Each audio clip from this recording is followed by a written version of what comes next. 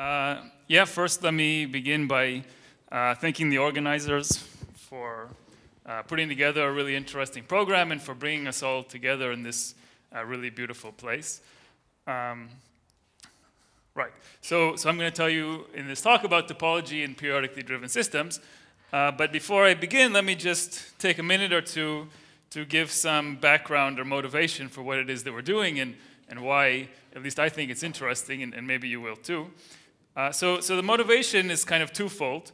The first part is that, say in the last 10, maybe 20 years, there have been a lot of advances in experimental capabilities for controlling the dynamics of quantum systems, systems of qubits, etc., using, say, microwave and laser driving fields. Okay, so that's one thing.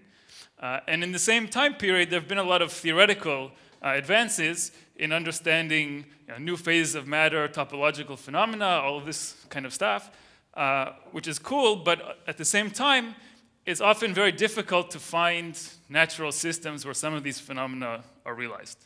Okay? So I want to kind of put these ideas together and take inspiration from both and ask the following question. What kinds of new robust quantum phenomena might we find in driven many-body quantum systems? Okay? And in particular, I'm going to focus on topological phenomena, both because I think they're interesting, and also because by their nature, topological phenomena are usually particularly robust. And so maybe we'll have some additional hope that they have a chance of surviving in this non-equilibrium setting where a driven system naturally lives. Okay, so to be a little bit more specific, a type of question we might ask is, can we do some kind of quantum alchemy where, instead of trying to turn lead into gold through some perverse means, we can ask, maybe we can take some kind of readily available and very nice material, and for example, by shining light on it, make it act like one of these more exotic ones. Or even more interesting than that from my point of view, perhaps there are some totally new types of topological phenomena that may emerge in a driven system, which simply have no analog whatsoever in equilibrium or anything that was studied in the past. And that's really the direction we're going to go in this talk. Okay? So briefly, an outline of what's to come. I'll begin by reviewing or introducing, as the case may be, the idea of Floquet theory and Floquet bands, and then tell you a bit about topology in such systems, and then finally introduce a new phase of non-equilibrium matter called the anomalous Floquet-Anderson insulator, which has many interesting properties which derive from the combination of, well, driving, topology, and disorder. So it's kind of the punchline for the end.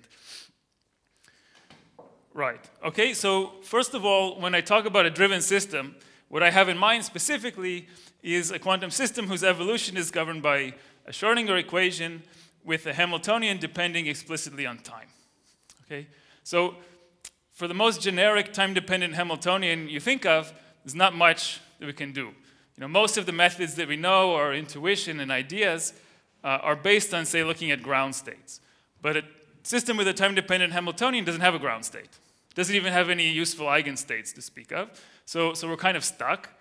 But if we restrict our attention to some limited class of time-dependent Hamiltonians, in particular, those where the driving is periodic, meaning that H repeats itself every period capital T, then we can actually make quite a bit of progress. So why is it helpful to consider periodically driven systems? Well, in this context, a new really useful operator pops up called the Floquet operator, which is here, this thing called U of capital T.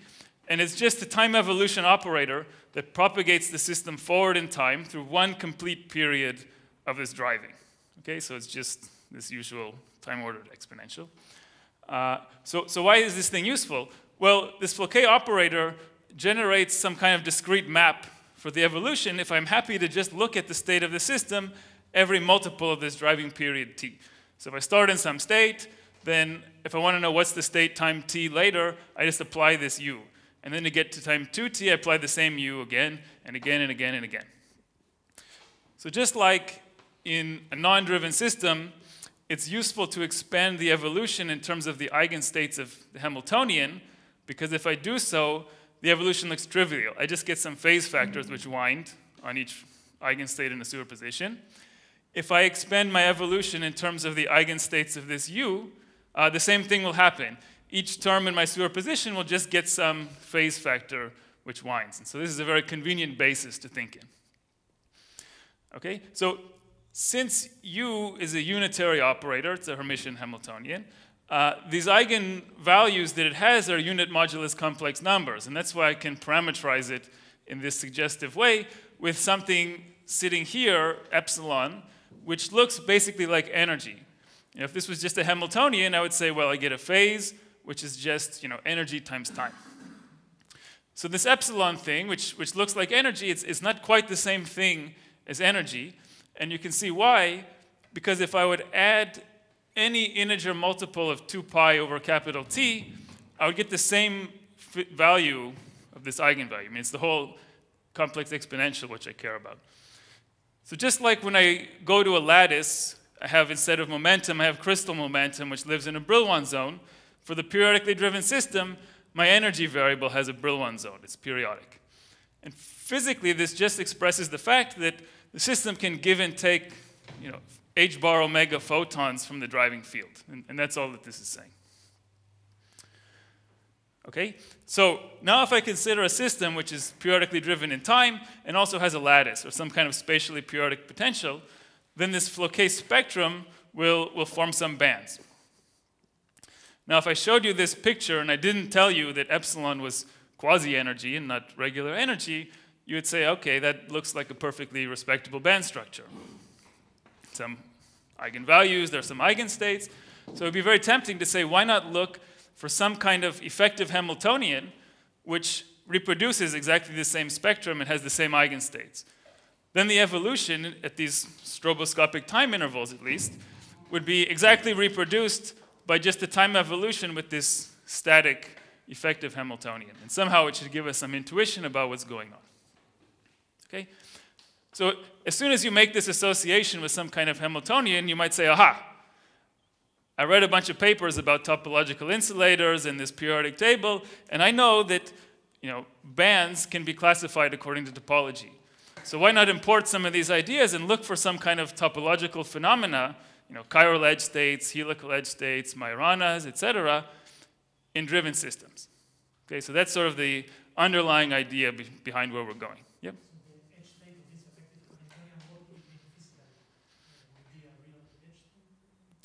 Yeah, so an edge state of this thing would be a state where you start a particle at the edge of the system. It may do something within the driving period, wiggle around, but at the end of one driving period, it'll be back on the edge and will have propagated forward some distance.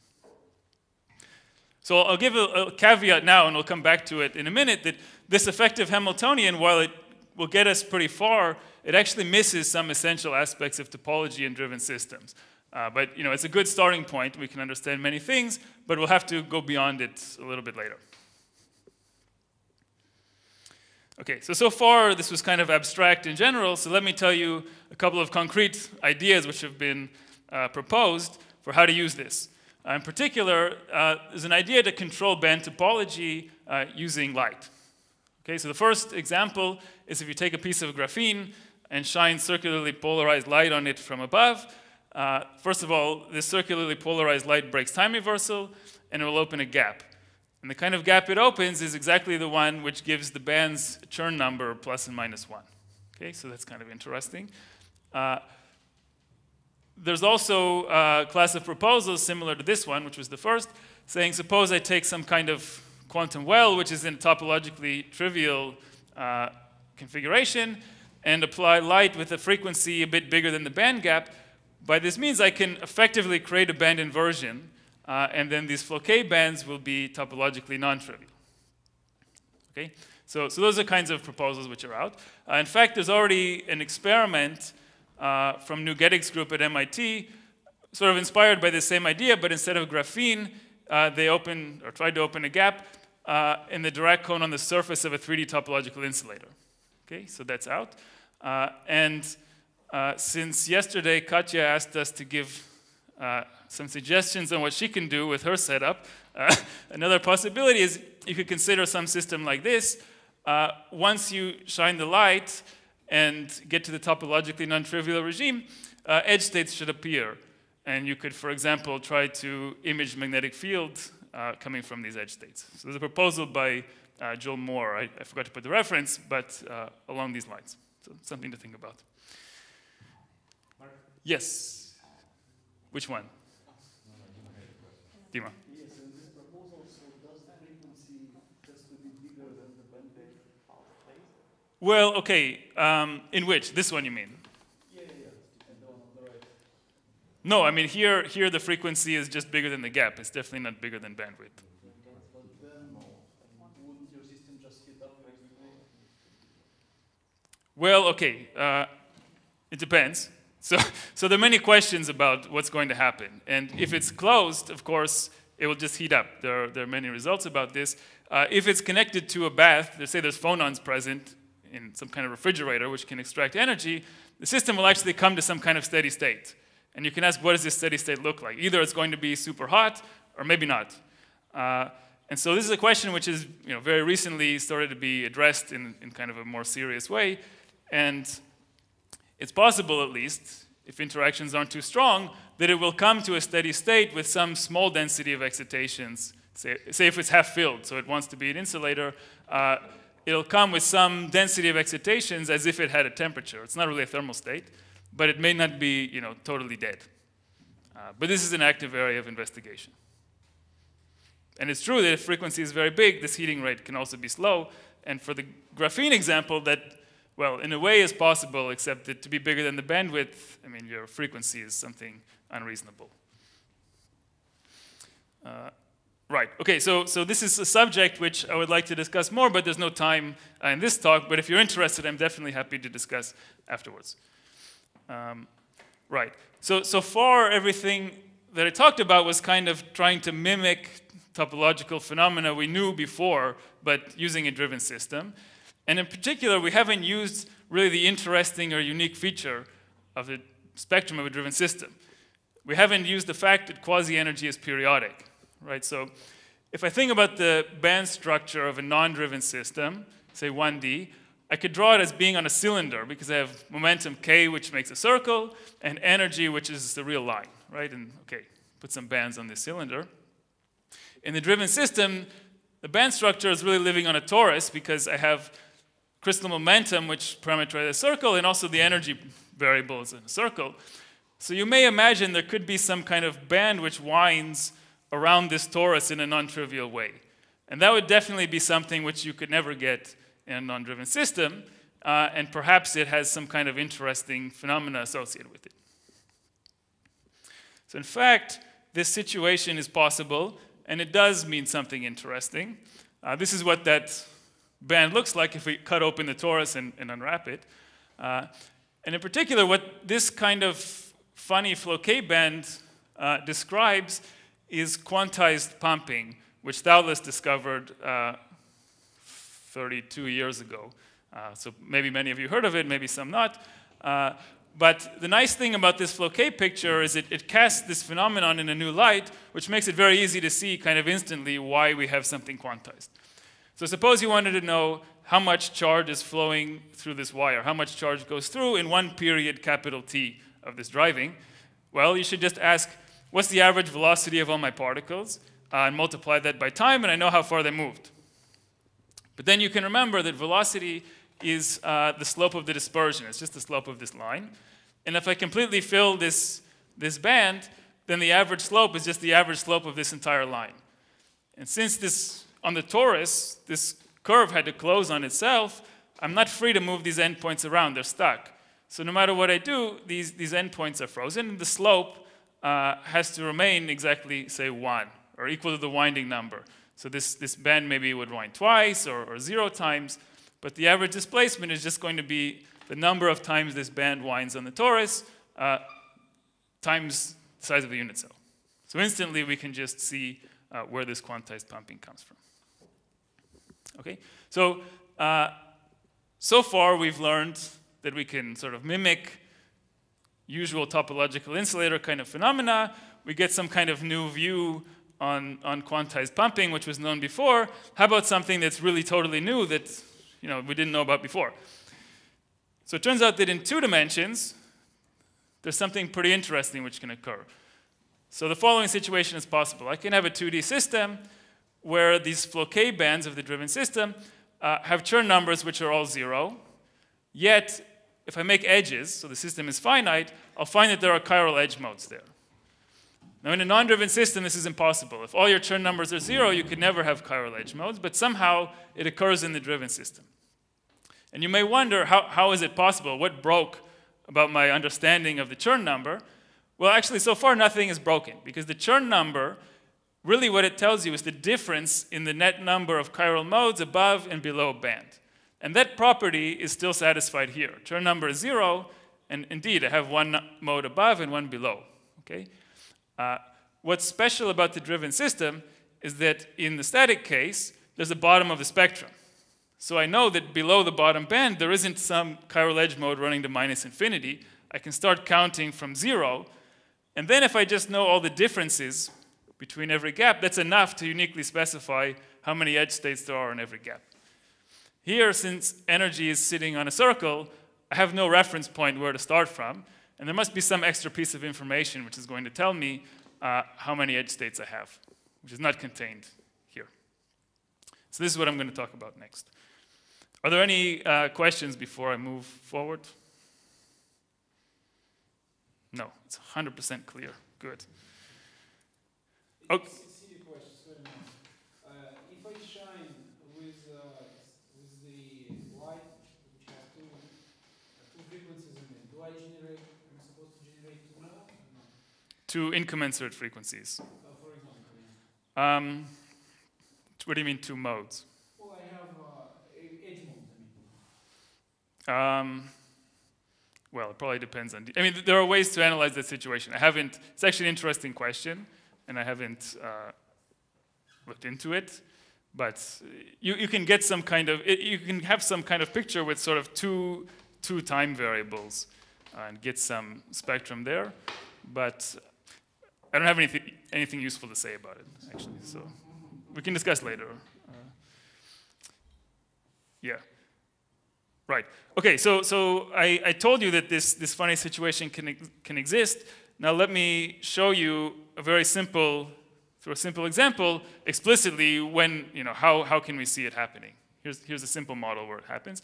And the model is just hopping on a square lattice, and all I'm going to do is modulate these hopping matrix elements as a function of time. Okay, so it's going to be a cycle with 4 steps. In the first step, I'm just going to turn on all of these red bonds, and the others are all off. And I'm going to leave them on exactly for the amount of time, so that if I would start, say, on a black side, I end up on a white side with 100% probability. So it's like a pi pulse of this hopping. And then turn it off. And then in the second step, I'm going to turn on all these blue bonds and do the same thing. Just make sure I hop from here to here, and so forth. Then the green, and then the yellow. And repeat this over and over again. So what happens? Well, if I'm in the bulk of this sample, actually, no matter where I start, all that's going to happen is for one complete cycle, I'm going to make a round trip around a plaquette. I'll just go boom, boom, boom, and come back. Okay? So the evolution operator for the bulk is just identity matrix. No matter where I start, I end up on the same state, same site. Okay? So in terms of the spectrum, evolution operator equals 1 corresponds to a Hamiltonian, which is just 0. I have 2 bands, but they're just totally flat, sitting here at 0 energy. There's no information there. However, if I go to the edge, say I start on this site, well, after the first step, I can move here. In the second step, I'm supposed to go down, but there's nothing here, so I just stay there. And then in the third step, I move here, and again, instead of going down, I just have to stay put. So explicitly, I can see there's a chiral mode that just runs along here. It goes 2 sites every driving period. Similarly on this edge. So I have a chiral edge mode running on each side of the sample. So here? Any black site that I start on, I'm going to move 2 sites to the right. And then the next cycle, I'm going to move 2 sites to the right again, and just keep moving 2 sites to the right. And actually, if I start on the white site, I'll just do like this and go around the plaquette. So there's just a right mover on this edge and a left mover on that. Okay, so this is kind of interesting. Here, this effective Hamiltonian we talked about is 0. There's no information whatsoever in it. So clearly, whatever topological invariant I need to calculate in order to know whether or not these edge states appear is not contained inside that effective Hamiltonian.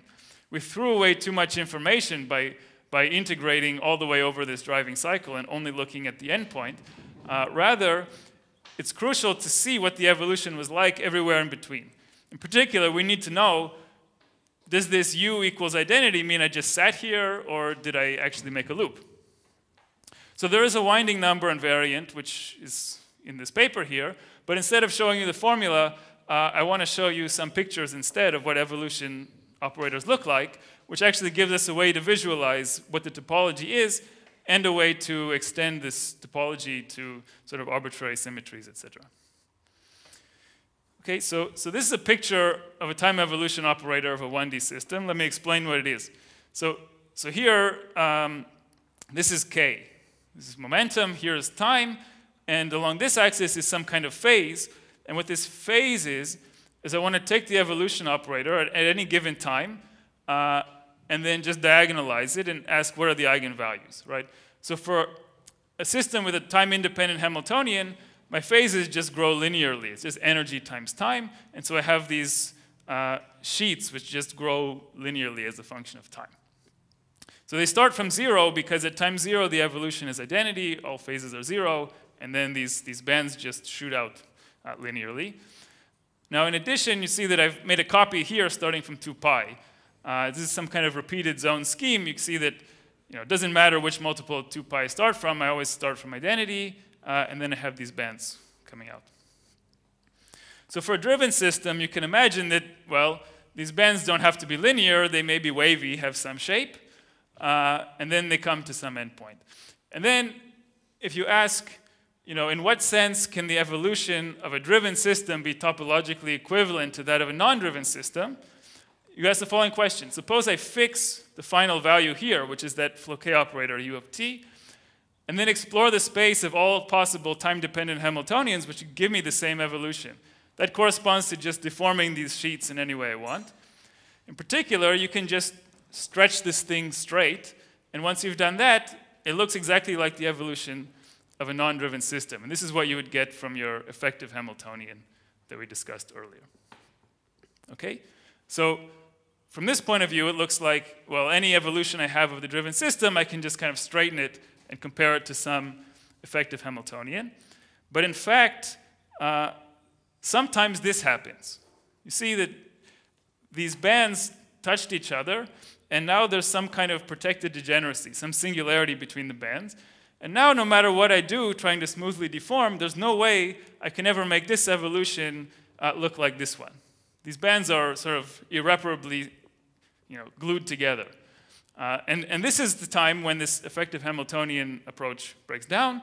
And in fact, the presence of these singularities is what tells me whether or not I'll get edge modes, when this Chern number formula is not enough. So to connect to the theme of the session, which is supposed to be about Dirac and Weil systems, you can see why this thing is protected. In fact, when we're in 2D, I have a three-dimensional space I'm working in now. I have kx, ky, and time. And locally, this singularity looks like a Weil node. As Dima pointed out earlier, we've used up all 3 Pauli matrices. So actually, there's no perturbation I can add which is going to open a gap here or get rid of it. All I can do is shift it around. So this thing is really protected. And we can basically construct a whole topological classification scheme based on just counting up these singularities and some charges associated with them. And even symmetries can be incorporated here and sort of reproduce this periodic table, but for driven systems. Get some new features. Right, okay? So, question? So, given the time evolution and the potential, you can compute basically the number of those cones. So that is the Chern number. It's not the Chern number. Well, okay, so I showed the example for 1D because I can't draw the picture for 2D, but for a 2D system, this thing is happening in some kind of 3-dimensional space. And then Right, so the invariant that's calculated, this winding number I mentioned before, it's actually a three-dimensional integral. It has kx, ky, and time in it. So it's not the same as the Chern number. There's a relation, but it's distinct from it. Basically, what do I want to show? Well, okay, there's some gap here. If you calculate this invariant, this winding number for two different gaps, then the difference in that winding number between those two gaps is equal to the Chern number of whatever's in between. That's the relationship.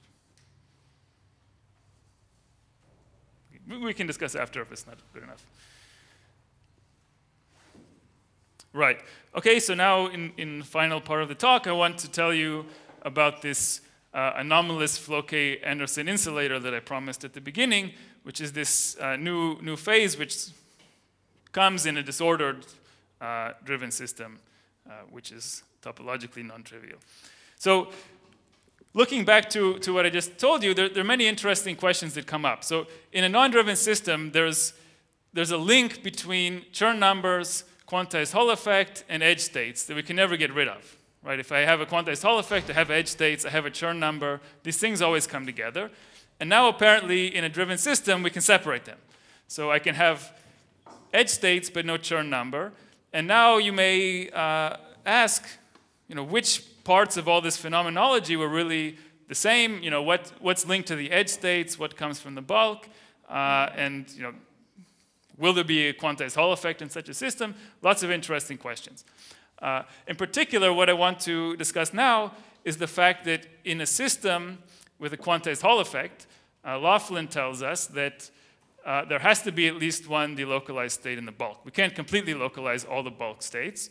And one way to understand that is that if I have some delocalized edge states, they can't just terminate on a bunch of localized states in the bulk. I need some kind of delocalized state which can carry this spectral flow between edges on a different side. Otherwise, I sort of run into some big problem. In a driven system, since I have this energy which is periodic, this may not be a problem because I could have a delocalized state which sort of passes through a band and wraps around the energy Brillouin zone and comes back to itself. So in principle, you might imagine that I could localize all states in the bulk of a system and still have chiral edge modes running around. And that's precisely this situation which we call the anomalous Floquet-Anderson insulator. It's a system which is periodically driven. All bulk states are localized, yet we have chiral edge states which flow, and they exist at all quasi-energies throughout the Brillouin zone, throughout the quasi-energy Brillouin zone. So here's a picture of actually a spectrum of such a situation. So we have some chiral modes, they even hybridize with some kind of bulk states which are close by, but this spectral flow keeps going, and it wraps around. So really what I end up with is something like two chiral modes, 1D modes, which are detached from the bulk. And they kind of look like those Thouless pump modes that I talked about earlier. So how can we get such a thing? Well, the simplest sort of proof of concept is to return to this model of modulated hopping that I mentioned earlier, but add one more step. So before we had four steps in the cycle. We turn on these bonds, those, and those. And now, before repeating, I want to have a fifth step where we turn on some disorder. Some potential on every site, which is just random, though it's the same on every subsequent cycle. And the reason this is useful is that remember that the eigenstates of this evolution were localized on sites. Wherever I start, I just come back to the same site. And now if I apply a potential, which is on site, it doesn't mix those eigenstates. So this potential is diagonal on the same basis which diagonalized my original evolution. So my eigenstates are still just localized on every site, but the phases that they get are totally random because you just pick up some phase which depends on position here. So this is a system where all bulk states are localized. Quasi-energies are random. But still, if I start on an edge, it's sort of trivial to prove to yourself that you continue to flow with this chiral modes just as before. Nothing happens to them from this disorder except that their energies are messed up a little bit. So, sounds nice, but in fact, there's an interesting physical consequence of all this. And the consequence is that suppose I have such a system, and I start by filling all of the sites close to one of these edges out to a distance which is longer than the localization length of the edge states, sort of localization length in the direction perpendicular to the edge. Obviously, they're delocalized this way. Then what you will find is that there's actually a quantized current which flows, or it's actually a quantized charge which is pumped per cycle, just like in the thallus pump that we talked about before. However, in contrast to what, for the thallus pump, it's important that the evolution is adiabatic. We have to change the Hamiltonian very slowly, otherwise there'll be some excitations to another band which is actually counterpropagating. Here, in fact, there is no requirement of adiabaticity at all.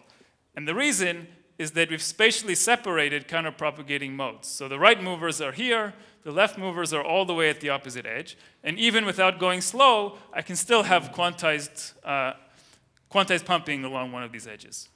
So I think that's quite remarkable. I don't know any other example of that, and that's one of the really interesting consequences of this AFAI phase. And in case you don't believe it, it even appears in numerics. Can simulate such a system. Actually, this is not the totally idealized system which I showed here, but one where the disorder is constant in time, which is probably much more close to something you think about. But nonetheless, you see that this quantized average charge pumping comes out very nicely. Okay, so that's basically what I wanted to tell you. To summarize, driven systems can be classified in terms of topology, kind of similar to non-driven ones. But in fact, the topology here is more rich than just taking the whole periodic table that was known before and just imposing it on the driven systems.